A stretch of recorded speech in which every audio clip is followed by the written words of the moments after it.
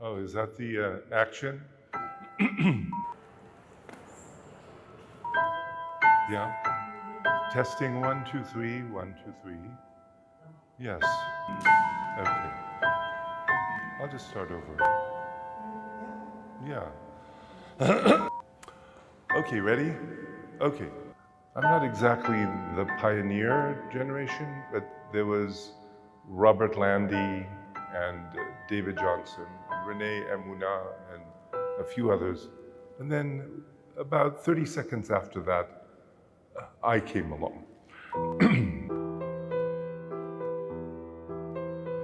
My name is Armand Volkas.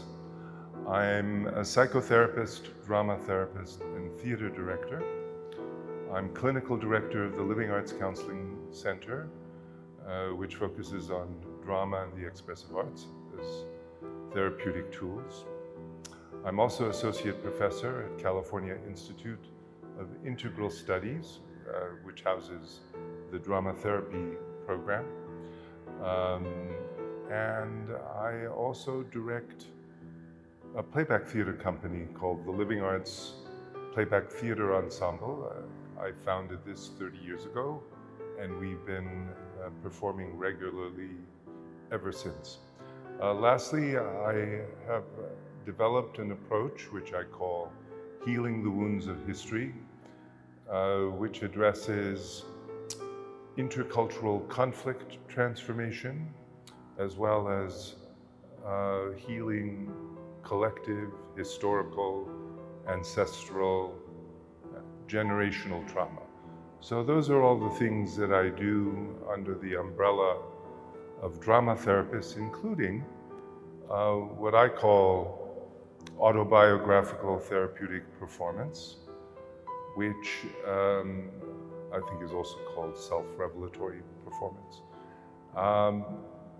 I've developed a program, short-term individual therapy for people who are non-actors, not just drama therapy students, but people who are non-actors who want to create a theater piece as a therapeutic act. And so I'm developing this and doing regular groups out in the community.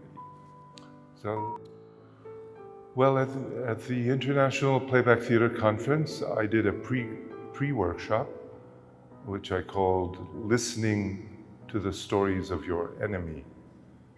This is a workshop connected with my intercultural conflict transformation. In previous conferences, there had been tension between the pro-Palestinian and pro-Israeli playbackers, and also between the Russian and Ukrainian playback actors. And so they invited me to address conflict transformation. And so playback theater is about transforming personal stories into improvised theater pieces, and involves a lot of mirroring and empathy. And I said, well, how is it that we have this conflict when everybody is hoping that playback theater will create world peace, you know? So I think it's more than playback. In conflict, intercultural conflict, you need more than playback. Playback is an additional tool. And what I do and what I did at the conference was to explain just my approach, how to use drama therapy and playback theater. Because you need a process. You can't just invite people in the public to tell stories. It needs a process. Yeah.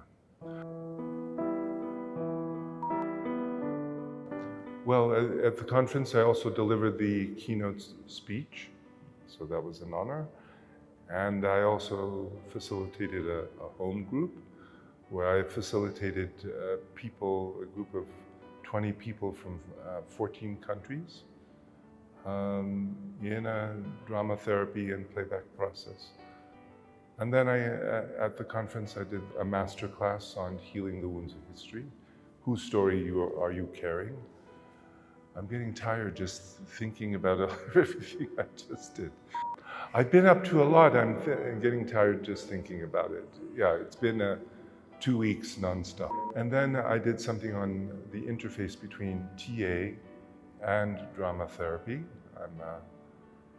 Transactional analysis is my therapeutic template. And I think like a transactional analyst, but act like a drama therapist. I use drama as a therapeutic tool.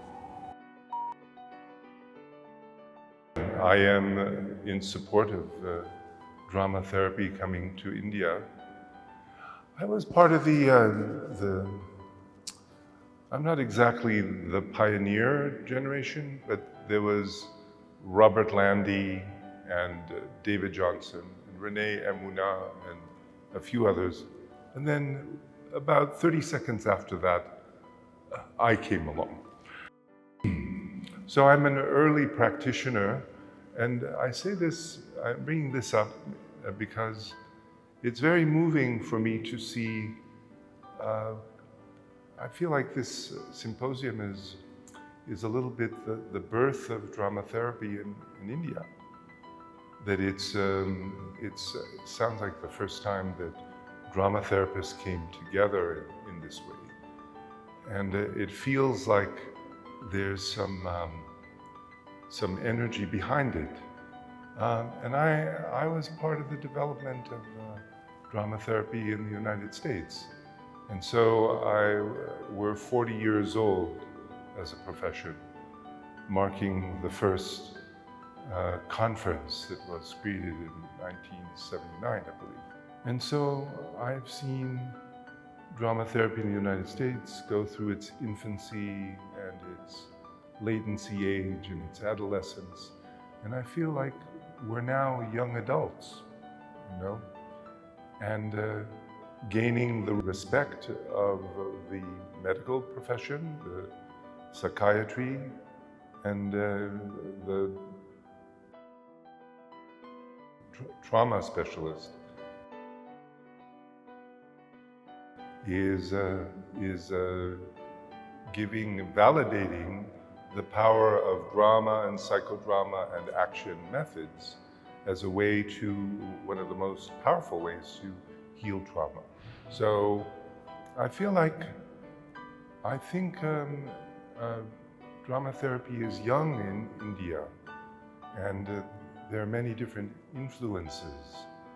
I feel the presence of the UK, the NYU, not so much CIIS, but it's coming. I think that theater for me personally, as an adolescent, was transformative. That I found that basically I'm the son of trauma survivors, Holocaust survivors and resistance fighters. And so I was a kind of a grim, there was not a lot of joy in my house. And so drama and theater helped me, actually saved my spiritual life. And that the playful aspects of theater and the embodiment of theater, which helped me expand my role repertoire, because I'm essentially a shy person. I'm an introvert, and so theater gave me the capacity to compensate and to find a way to present myself and perform myself in the world. And so I see drama therapy as performance of authenticity, help people to perform their authenticity.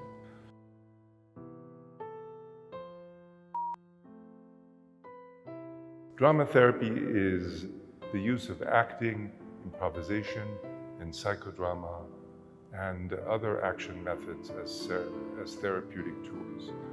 And there are so many therapeutic aspects of drama therapy. I think all the taking on of roles and taking off of roles that happens in a theater and drama therapy process helps the person, the participants, the clients really expand their role repertoire and their spontaneity and their flexibility. I also think the act of externalizing, to take things that are happening inside and putting them out into the world, gives you the capacity to see and then make choices. I think it's useful in making the unconscious conscious. It helps people to gain insight by being able to visualize and experience new forms of behavior. I think that drama therapy is a rehearsal for life. It's a behavior practice. I really believe in the power, the transformative and healing power of drama therapy. Well, I say this about playback theater, but I also think it's true about drama therapy, because I think in our modern world where so many of us are behind computer screens and communicating through devices, I think there's a kind of social alienation, and that people may be able to communicate online through social media, but they have lost the ability to create meaningful connections and to create intimacy, not just in romantic relationships, but in friendships.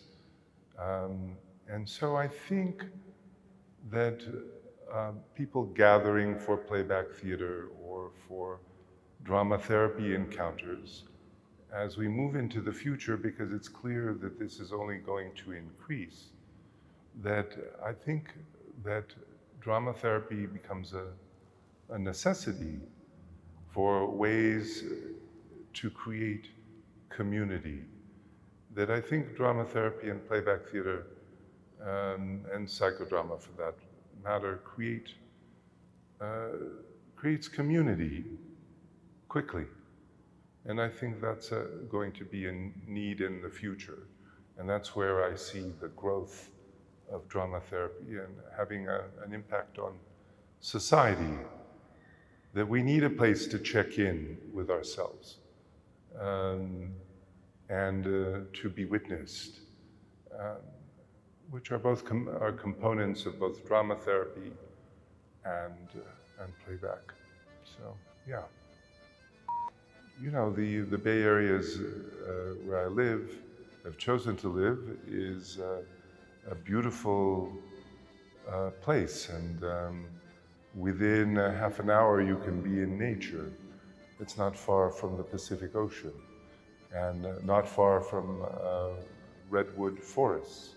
So nature is where I replenish myself, as well as reading, hanging out with friends.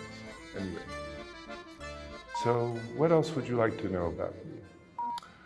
Well, there's one thing, this conference, this symposium is happening in a psychiatric context, and that the medical model I'm ambivalent about, personally, in my country. That my impulse is certainly it has value in the medical context, but I see that both in the United States and here, that we're trying to get the validation of the medical model. And frankly, that's not what I'm interested in. Personally, I feel like the medical model is too prescriptive and confining, and that it's not to say don't put your energy there, because after all, we're calling it drama therapy. So we need to earn the respect of the medical model. But in the process, I'm afraid that we'll lose our soul.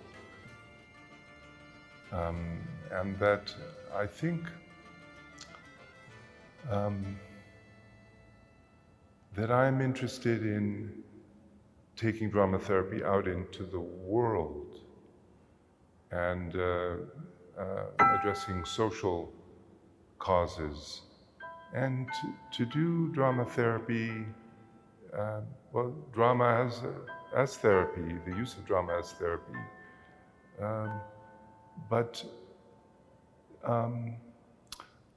to continue to stretch the boundaries, because that's my worry for, mostly because I see that it's happening in a medical context, and many of the practitioners are also operating in a medical context, and I think it has larger applications. Perhaps, you know, the medical model and the psychiatric hospitals and outpatient programs is the first step. So that's enough about all the drama therapy things that I'm doing.